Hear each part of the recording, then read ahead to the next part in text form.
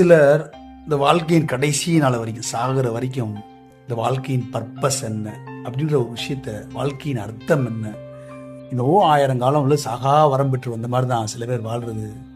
ரொம்ப வருத்தமாக இருக்கும். கடைசி வரைக்கும் அப்படி என்னன்னே தெரியும், வாழ்க்கையை என்ன தெரியாமல செத்தே போயிடுறாங்க. அவர் ஒரு கவர்மெண்ட் அஃபிஷியல், ரிட்டையர்ட் ஆனவர், நல்ல பென்ஷன் வாங்குறாரு. 50,000 60,000 மேலே பென்ஷன் வாங்குவார். அந்த அம்மா ஹவுஸ் ஒய்ஃப். அவருக்கு ஒரு 70 இருக்கும், அந்த அம்மாவுக்கு ஒரு 60 + 62 அந்த மாதிரி இருக்கும்.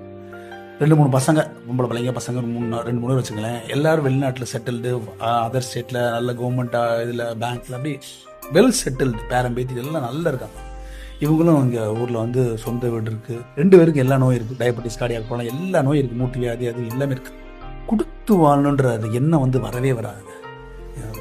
ஒரு வயசான அம்மா, ஒரு பாட்டி, கீரைக்கார பாட்டி, இவங்களோட வயசு ஆசையாக இருக்கும். அதுக்கு 75 வயசு கிட்ட இருக்கும்.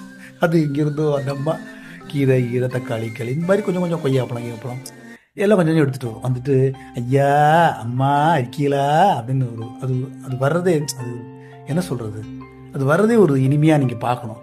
நம்மளை யாருமே இல்லை, தனியாக இருக்கீங்க, வருது. அது ஒரு 10 நிமிஷம் உரையாடல். எப்படிமா இருக்க, பேரன் இருக்கா, நல்லா இருக்கானா, சாப்பிட்டியா, மயங்கள்லாம் பார்த்துக்கிறானா அப்படின்னு ஒரு உரையாடல். உங்களுக்கு மனசு வரி சந்தோஷமடையும். டெய்லி ஒரு வாங்குறீங்க, ஒரு கீரை இன்னும் 10 ரூபா 20 ரூபா கொடுங்க, தாராளமாக வாங்காட்டாலும் வரலங்க.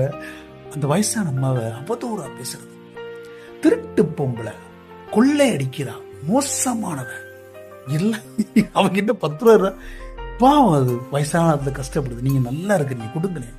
ஆனா கோயிலுக்கு போறதுங்க, சிவராத்திரினா கோயிலுக்கு போறது, பிரதோஷம்னா கோயிலுக்கு போய் நிக்கிறது, சங்கடகர சதுர்த்தின் கோயிலுக்கு போறது, அன்னதானம் சாப்பிடுறது புண்ணியமா? எதையா புண்ணியம்? வீட்டு வாசல்ல வயசான கிளவி 10 ரூபாய்க்கு தேடி வருது. அது அவதூறா பேசுறீங்க. அது கொடுக்க மனசு இல்லை. அந்த கீரை 10 ரூபாய் கீரை வாங்கிக்கிறதுக்கு 50 ரூபாய் பெட்ரோல் போட்டுக்கிட்டு 2 கிலோமீட்டர் அந்த பக்கம் சும்மா போய் வாங்கிட்டு வருவாரு அந்த பெரியவர்.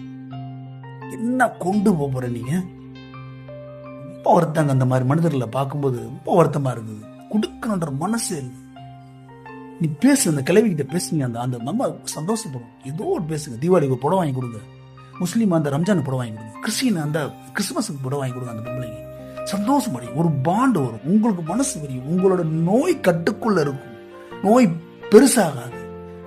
கடைசியில் அவங்க 2 பேரும் பார்த்தீங்கன்னா கொரோனால 2 பேரும் கொரோனா அஃபெக்ட். இங்கே கொடுக்காத 10 ரூபாயை 10 லட்சம் கொரோனாக்கு. அதுக்கப்புறம் அந்த அம்மாவுக்கு நோய் 65 வயசுல அந்த அம்மா இறந்து போயிட்டாங்க. Kidney failure.